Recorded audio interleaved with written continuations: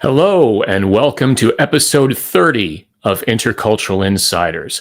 My name is John McGraw, and I help newcomers, expats, and businesses connect across cultures to succeed in less time and pain. I am the founder of Hyaku Coaching, which is dedicated to helping you create your pathway to success in a new culture.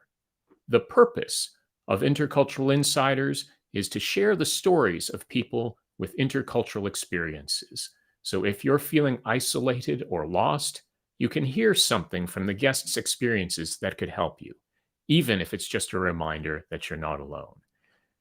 So today is part one of the interview with Shini Sahni, and I will introduce her in a moment. But there's just something I'd like to talk a little bit about first. We often focus on the gap, what it is that we don't have.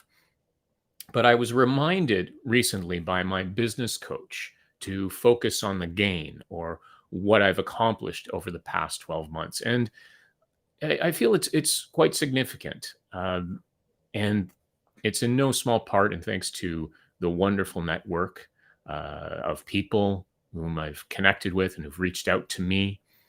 And in particular, I wanted to focus a little bit on some of the things that I've accomplished recently. So I've been quite busy with workshops and speaking opportunities.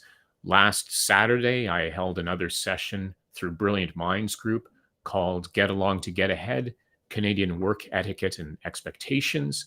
And last Monday, I ran the second part of a two-part session workshop in conjunction with JVS and Infonet Canada for pre-arrivals titled Embracing Life in Canada, Intercultural Adaptation and Integration.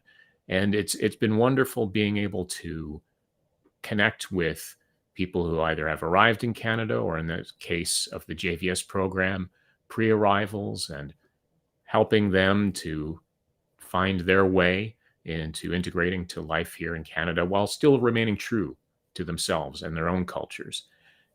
One other thing that's coming up this Friday that I'm excited about is an opportunity for an interview. And in this case, I'm the person being interviewed. So it's a rare situation for me. So this situation coming up is through the I Support Your Business Network on Instagram, Insta Live, Friday at 8:30 a.m. Eastern Daylight Time, 6 to 7 p.m. in Indian Standard Time. So I'll just share that. That's going to be on Instagram Live. So I'm sharing my link to the Hyaku Coaching Instagram feed. And also, it will also be on I Support Your Business. So you can follow I Support Your Business. It's an opportunity for me to talk a little bit about about Hyaku Coaching and what I do. And I encourage you to also check out this weekly series. If you're up early in the mornings here in Toronto, in Canada, something to see perhaps before you go into work, or for those of you in India, since the majority of the people in I Support Your Business have a connection to India, on 6 p.m. as well. So that's coming up this Friday, again, 8:30 a.m. Eastern Time, 6 p.m. Indian Standard Time. And with that, let's get into talking a little bit about our guest today, Shini Sahni, who this is part one of a two-part interview with Shini. And she is a mental wellness and fitness coach who has worked as a psychotherapist for 17 years in India before transitioning into coaching. She is currently in India, but she will be relocating to Canada later this year. So in this first part, she talks about her early experiences with a learning disability that informed her direction into mental wellness, the usage and overusage of mental health terminology in the mainstream and its impact, and the effects of immigration on mental health. This interview, like all of the interviews for this show, is pre-recorded, but Shini is going to be live in the chat. So feel free to ask questions and comments during the interview. And of course, to connect with other people who are participating in the chat. I encourage you to start off by posting where you're joining us from. I see a couple of others have already started to post in the chat. So there are plenty of opportunities to network. You never know whom you might be able to connect with just by taking a risk and making yourself visible in the chat there. So I encourage you to start off, just post where you're joining us from. And again, feel free to ask questions to Shini throughout the session. So without further wait, let's get into part one of the interview with Shini Sahni. Shini, could you please go ahead and introduce yourself? Hi, John. Thank you for having me. I'm really excited to be here. I'm a mental wellness and mental fitness coach from India. I live in New Delhi, which is also the capital city. I worked as a psychotherapist here in India for 17 years across clinical settings before making a formal jump to coaching last year in the mid of 2022. I'm a certified health and wellness coach now, with, of course, my prime focus area being mental well-being and fitness, since that is my background. Also, as part of my work, create a lot of awareness, and I talk a lot about the importance of lifestyle medicine with regards to mental health and well-being. Since the time I started working as a coach, I think over the months, I find that the majority of my clients now are business owners, founders, entrepreneurs, and people working in executive leadership. And that was never the idea, to work just specifically with that segment, but I think that shift has been organic. That's the segment of people I'm largely working with now. What I do in my work is that I specialize in helping my clients better manage their emotional health, especially their uncomfortable or challenging emotions, facing them, acknowledging them, helping them identify their negative thinking patterns, self-sabotaging behavior, improving relationship health and communication skills, and overall help manage their stress and anxiety levels. Emotional dysregulation, I feel, is far too common, and it is a specific challenge area for so many of us. A lot of times it goes unaddressed. And again, a very big part of what I do with my clients, I pay special attention to that area. Also, my work involves proactive coping skills and brain training techniques for improved focus, attention, and productivity. Since I work with executive leaders, those are areas of concern for them, and breaking unhealthy habits, replacing them with healthy ones. So professionally, that just about covers what I do as a coach. I'm a mom and my daughter's 16. So over these years, I've become quite adept at managing the teenage storm daily. Something or the other comes up. I'm an art enthusiast as well. I particularly used to enjoy working with watercolors. I have dabbled in acrylics as well, but I think watercolors was what I quite enjoyed. I'm currently authoring 2 books. I hope to be able to publish them this year. Let's see how that goes. Fingers crossed. So that's about me. That's about my work. I'd like to know, even before we get talking about your work, what is it that led you into mental health and wellness from the beginning, and even before you went into the coaching side of things? John, back when I was in school, I always have been so passionate about art. Also, growing up with a specific learning disability, I had mathematics learning disability that I've struggled with through my school years. From the time I started primary school, and this is in India, a country which puts a lot of emphasis on mathematical ability. We pride ourselves on being good with numbers. That is the general perception also worldwide for Indians. It's just expected in Indian families that, our children will excel at mathematics at least. We also expected to be good at science, numbers, with all of that. I didn't fit in to that whole concept. I didn't fit in at all. And I didn't know why I didn't fit in. I was struggling so much with numbers. I had no idea what was going on. There was no awareness at that time. I grew up in the 80s. There was no talk around it, no support available. I think my primary school years, the one constant for me was, you can't do simple addition, you can't do simple division, you're so dumb. And this came in so many different forms and so many different ways, from relatives, from friends, my peer group, from my teachers as well, that I started to buy into that story. And I realized that, so many people are saying the same thing, maybe it's true. My confidence and my sense of self-worth was rock bottom. Sports, of course, was an outlet. I used to play a lot of sports. I used to paint. And I got very drawn also to art because I thought, I'm not good enough in any other area. Academics is clearly not my strong suit because mathematics is important and that's something I can't do. So I'll focus just on painting. So after 10th grade, we do have this option of choosing our subjects. And of course, I dropped mathematics. And I saw a marked change in my performance in school, a marked improvement, because before that, it was so nightmarish all my life because I knew I had to do the homework, I had to attend classes, I had to clear my exams, and all of that was gone.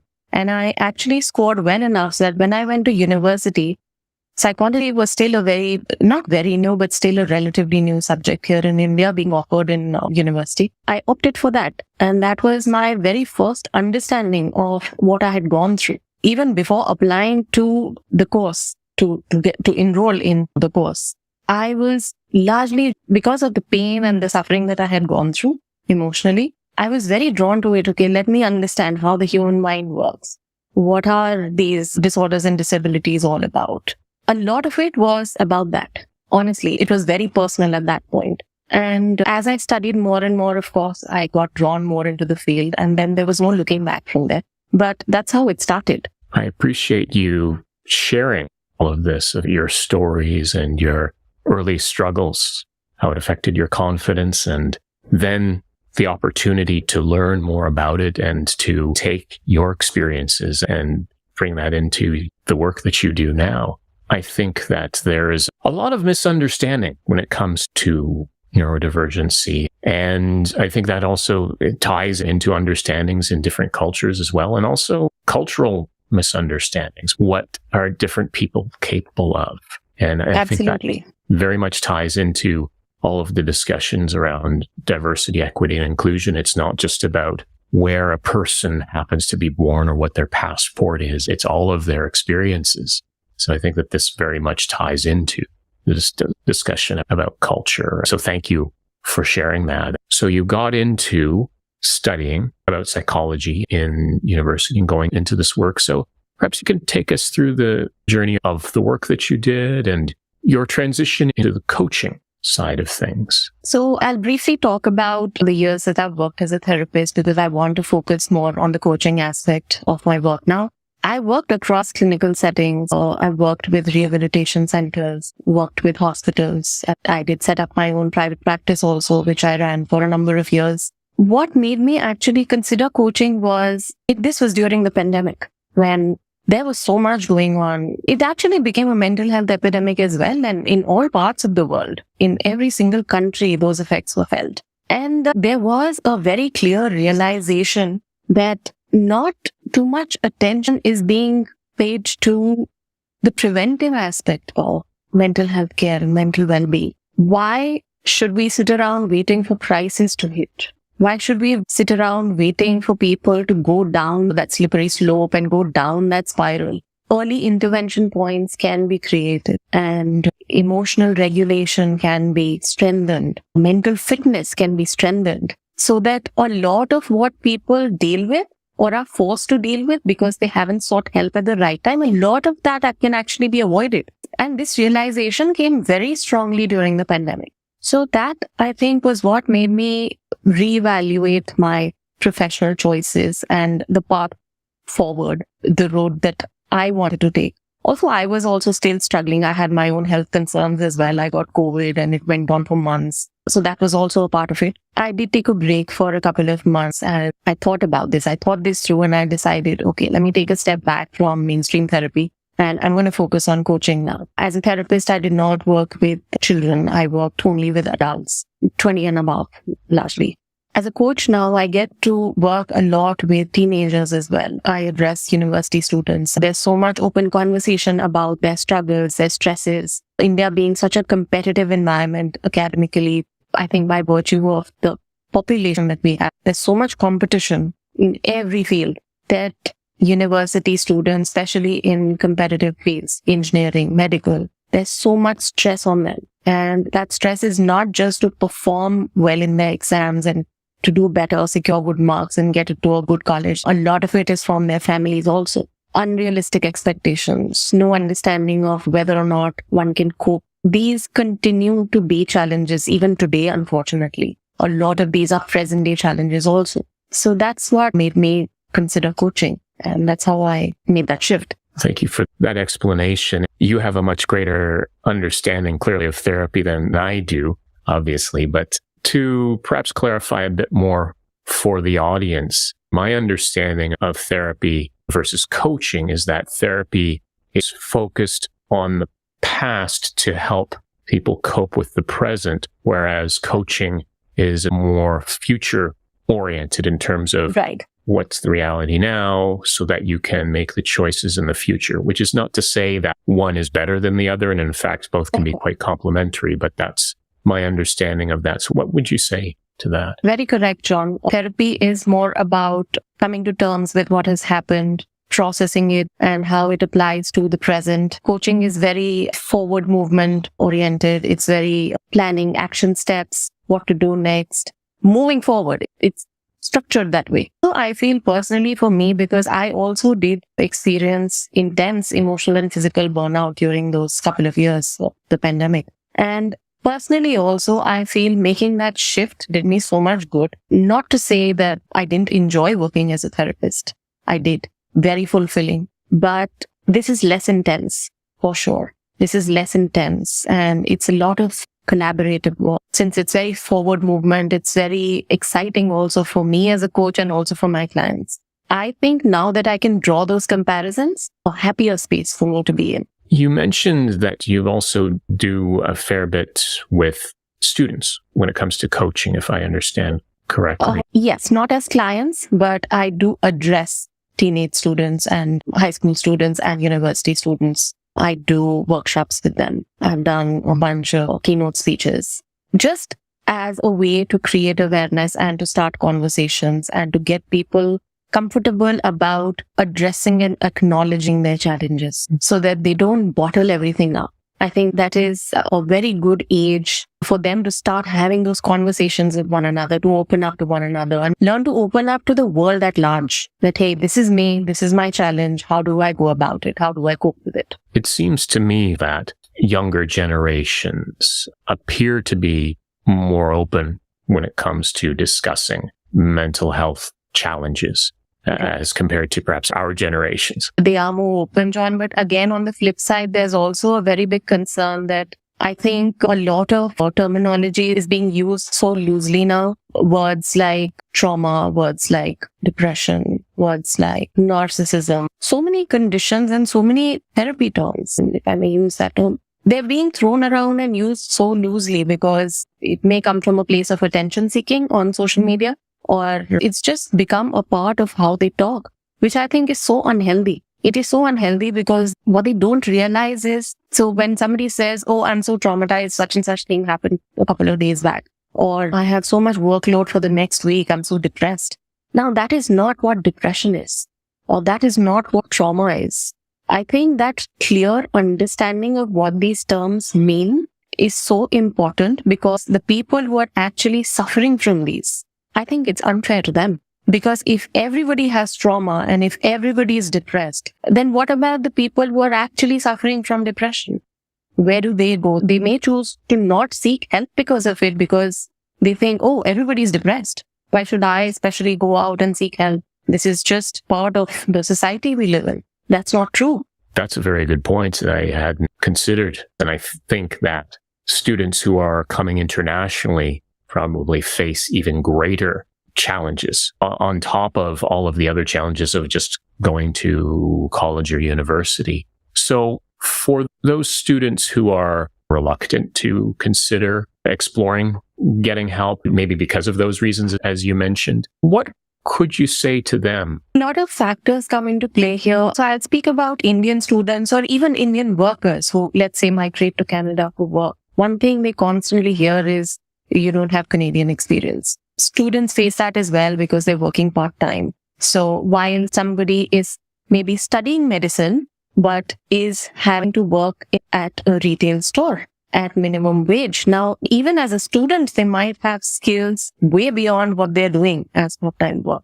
We all come with transferable skills. We may not have relevant industry experience, but that industry experience can always be gained with a little bit of support from the organization, with a little bit of training from the organization. when people come with transferable skills, I think it's an exercise and both parties are, I feel, equally responsible. The organizations there or workplaces there are also equally responsible for making those students, because they're new to that culture, they're new to that country. They're still figuring out so many things about how things work socially, professionally, at school, academically. It becomes everybody's responsibility and not just of those people who are coming from another country to try and help them maximize on those transferable skills. Somebody might be excellent at communication.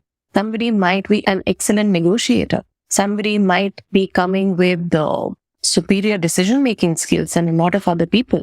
So I think an understanding of personal strengths, and then how do you play to those strengths and how you utilize those strengths in an unfamiliar environment also, because the skills are useful everywhere. It's not just here in India, not in Canada, anywhere in the world you go, these are skills that you can put to use anywhere in the world. And this is just my view. I don't know how things are being done there because I haven't had first-hand experience of it. But this is just from what I hear from people, seems to be a major concern. And it's very demotivating for them. It's very demotivating, demoralizing, and again, something that may potentially lead to further mental health complications. There seems to be a disconnect when it comes to bringing in newcomers and international students, and the government recognizing a number of skills to grant visas. And yet when it comes to businesses, they focus, as you said, on that Canadian experience. And I feel there does need to be more work on both sides. It's only beneficial for Canada as a whole if we deal with that. As you said, having a view of what your strengths are, your transferable skills can be of benefit because, of course, it's not just students, but it's also people with 15, 20 years of experience being in senior positions and then not being able to get work in their field when they come here. You mentioned thinking about the transferable skills. In terms of resilience, what kind of thoughts would you have about that? In terms of resilience, I think, again, I feel there is so much all of us can do in small ways to support and to promote cultural inclusivity and diversity. It's also the people moving from here. I think this remains a challenge for not just Indians, but people moving from different parts of the world. I know of doctors who've become cab drivers in Canada. I know of senior professionals from other industries who are working in completely different professions. It does have a radial effect in terms of their confidence might go down. Their sense of self-worth will obviously take a hit. Some of them have moved with families. Now, they're not very happy or very comfortable sharing with their families also about what they're doing over there. I know some people actually are not completely honest and transparent about the work that they do there. And I think what it also leads to is isolation. People tend to isolate themselves because they don't want to come face to face with those conversations. They don't want to have those conversations because it's uncomfortable. It makes them feel less worthy. It makes them feel dejected about the whole idea of moving to a new place, because move to the first world, you're moving to, that's the perception, you're moving to land of opportunity. And that's how it is. It just takes that little bit of time. And to understand that it's a curve, it may not happen very quickly, but that time can be utilized to have conversations, to network, to meet people from not just your own community, your own culture, people coming from different parts, get an understanding of how they're coping with it. Because I think as immigrants, everybody has similar challenges, if not the same. So isolation, I feel, is a big concern. When people isolate themselves, again, then they put themselves on that downward slope where it leads to something else and leads to something else. And then before they know it, they're struggling with all sorts of mental health challenges. If I had to pick one area of concern or one area where I feel people can be more resilient and more proactive, is to not isolate themselves. Even if they're not entirely comfortable with the situation, just go out, make their presence felt, take up space, talk about your story, listen to other people's stories. And I know for a fact that does open up a lot of doors as well. Finding others to communicate with them really does make a big difference. Absolutely. Also, it's very easy to sit at home alone and just experience those thoughts and those emotions on repeat, on a loop, and get into that self-sabotaging mode where, why did I even come here? I'm not good enough to fit into this society. I'm not good enough to fit into this culture, or it's not been fair to me. That's another thing. Things are not fair. But I think while, of course, organizations and agencies, it is in part their responsibility to better integrate those people in every way that they can. But also, half of that responsibility is also the people who are moving from other countries, because it is actually us as immigrants who need to find ways to integrate better, to become a part of that system, and to realize that it's not going to happen overnight. It's a journey, and just to be at it day after day. And I've seen things turn around overnight for people just because they didn't give up and they kept putting in the work. So that was part one of the conversation with Shini Sahni. And as always, I'm excited to share part two coming up next week. But I thought I also wanted to highlight the podcast, the audio podcast, because of course you're watching this as a live stream right now on LinkedIn Live or YouTube, or perhaps watching the replay of it on YouTube or LinkedIn Live.